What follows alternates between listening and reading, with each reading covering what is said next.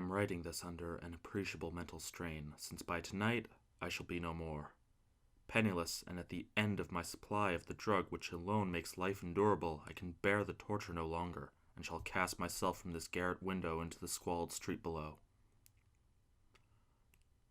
Do not think from my slavery to morphine that I am a weakling or a degenerate. When you have read these hastily scrawled pages, you may guess, though never fully realize, why it is that I must have forgetfulness or death. It was in one of the most open and least frequented parts of the broad Pacific that the packet of which I was supercargo fell a victim to the German sea raider. The Great War was then at its very beginning, and the ocean forces of the Hun had not completely sunk to their later degradation, so that our vessel was made a legitimate prize, whilst we of her crew were treated with all the fairness and consideration due us as naval prisoners. So liberal indeed was the discipline of our captors that 5 days after we were taken, I managed to escape alone in a small boat with water and provisions for a good length of time. When I finally found myself adrift and free, I had but little idea of my surroundings. Never a competent navigator, I could only guess vaguely by the sun and the stars that I was somewhat south of the equator. Of the longitude I knew nothing, and no island or coastline was in sight. The weather kept fair, and for uncounted days I drifted aimlessly beneath the scorching sun, waiting either for some passing ship or to be cast on the shores of some habitable land. But neither ship nor land appeared, and I began to despair in my solitude upon the heaving vastness of unbroken blue. The change happened whilst I slept. Its details I shall never know, for my slumber, though troubled and dream-infested, was continuous. When at last I awaked, it was to discover myself half sucked into a slimy expanse of hellish black mire which extended about me in monotonous undulations as far as I could see, and in which my boat lay grounded some distance away. Though one might well imagine that my first sensation would be of wonder at so prodigious and unexpected a transformation of scenery, I was in reality more horrified than astonished, for there was in the air and in the rotting soil a sinister quality which chilled me to the very core. The region was putrid with the carcasses of decaying fish and of other less describable things which I saw protruding from the nasty mud of the unending plain. Perhaps I should not hope to convey in mere words the unutterable hideousness that can dwell in absolute silence and barren immensity. There was nothing within hearing and nothing in sight save a vast reach of black slime, yet the very completeness of the stillness and the homogeneity of the landscape oppressed me with a nauseating fear. The sun was blazing down from a sky which seemed to me almost black in its cloudless cruelty, as though reflecting the inky marsh beneath my feet. As I crawled into the stranded boat, I realized that only one theory could explain my position. Through some unprecedented volcanic upheaval, a portion of the ocean floor must have been thrown to the surface, exposing regions which for innumerable millions of years had lain hidden under unfathomable watery depths. So great was the extent of the new land which had risen beneath me that I could not detect the faintest noise of the surging ocean, strain my ears as I might, nor were there any sea-fowl to prey upon the dead things. For several hours I sat thinking or brooding in the boat, which lay upon its side and afforded a slight shade as the sun moved across the heavens. As the day progressed, the ground lost some of its stickiness and seemed likely to dry sufficiently for traveling purposes in a short time. That night I slept but little, and the next day I made for myself a pack containing food and water, preparatory to an overland journey in search of the vanished sea and possible rescue.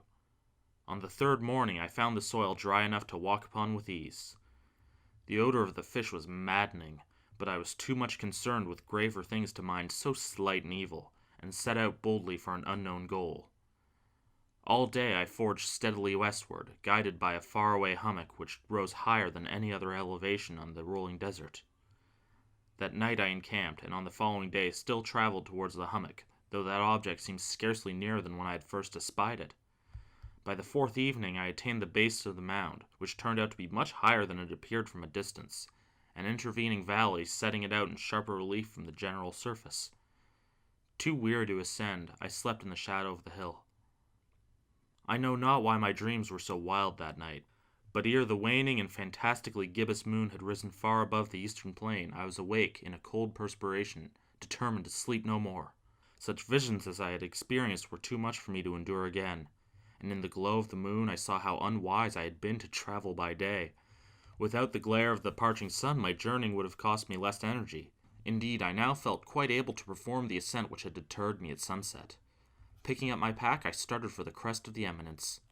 I have said that the unbroken monotony of the rolling plain was a source of vague horror to me, but I think my horror was greater when I gained the summit of the mound and looked down to the other side into an immeasurable pit or canyon, whose black recesses the moon had not yet soared high enough to illumine. I felt myself on the edge of the world, peering over the rim into a fathomless chaos of eternal night. Through my terror ran curious reminiscence of Paradise Lost and Satan's hideous climb through the unfashioned realms of darkness. As the moon climbed higher in the sky, I began to see that the slopes of the valley were not quite so perpendicular as I had imagined.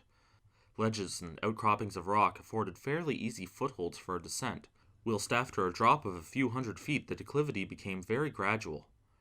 Urged on by an impulse which I cannot definitely analyze, I scrambled with difficulty down the rocks and stood on the gentler slope beneath, gazing into the Stygian deeps where no light had yet penetrated. All at once my attention was captured by a vast and singular object on the opposite slope, which rose steeply about 100 yards ahead of me, an object that gleamed whitely in the newly bestowed rays of the ascending moon. That it was merely a gigantic piece of stone I soon assured myself, but I was conscious of a distinct impression that its contour and position were not altogether the work of nature. A closer scrutiny filled me with sensations I cannot express, for despite its enormous magnitude and its position in an abyss which had yawned at the bottom of the sea since the world was young, I perceived beyond doubt that the strange object was a well-shaped monolith, whose massive bulk had known the workmanship and perhaps the worship of living and thinking creatures. Dazed and frightened, yet not without a certain thrill of the scientist's or archaeologist's delight, I examined my surroundings more closely.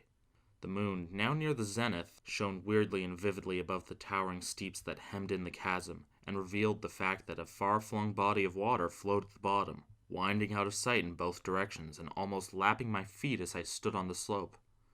Across the chasm, the wavelets washed the base of the cyclopean monolith, on whose surface I could now trace both inscriptions and crude sculptures.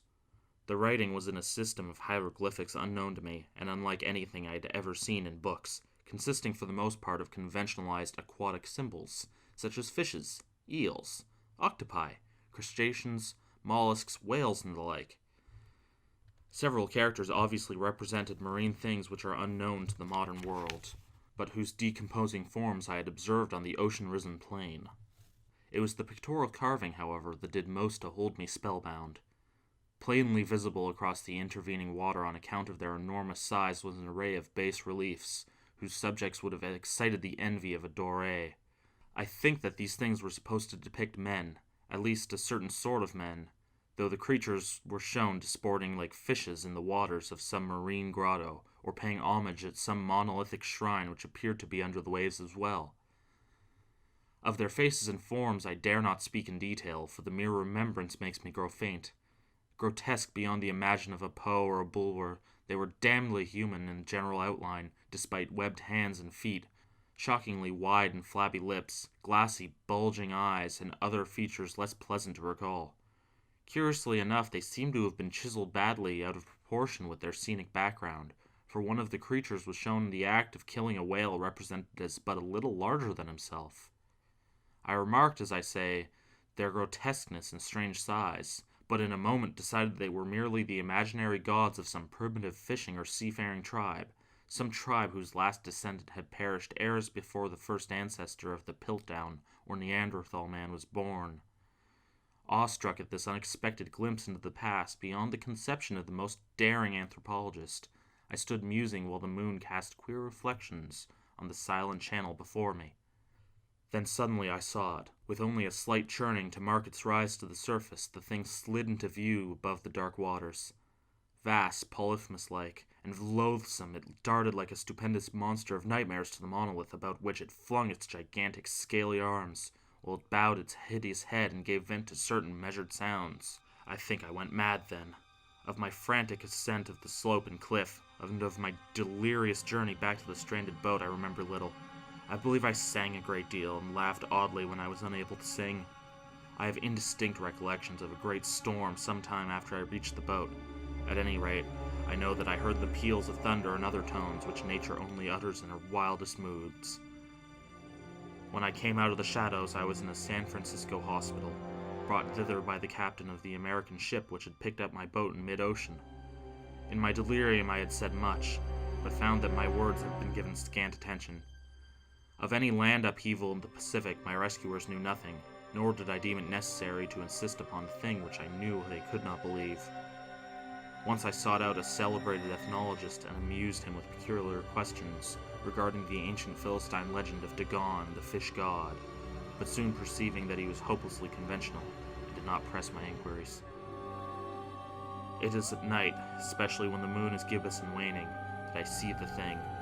I tried morphine, but the drug has given only transient surcease, and has drawn me into its clutches as a hopeless slave. So now I am to end it all, having written a full account for the information or the contemptuous amusement of my fellow men. Often I ask myself if it could not all have been a pure phantasm, a mere freak of fever as I lay sun-stricken and raving in the open boat after my escape from the German man-of-war. This, I ask myself, but ever does there come back before me a hideously vivid vision in reply. I cannot think of the deep sea without shuddering at the nameless things that may at this very moment be crawling and floundering on its sliming bed, worshipping their ancient stone idols and carving their own detestable likeness on submarine obelisks of water-soaked granite. I dream of a day when they may rise above the billows to drag down in their reeking talons the remnants of puny, war-exhausted mankind, of a day when the land shall sink and the dark ocean floor shall ascend amidst universal pandemonium. The end is near. I hear a noise at the door as of some immense slippery body lumbering against it. It shall not find me. God, that hand! The window! The window!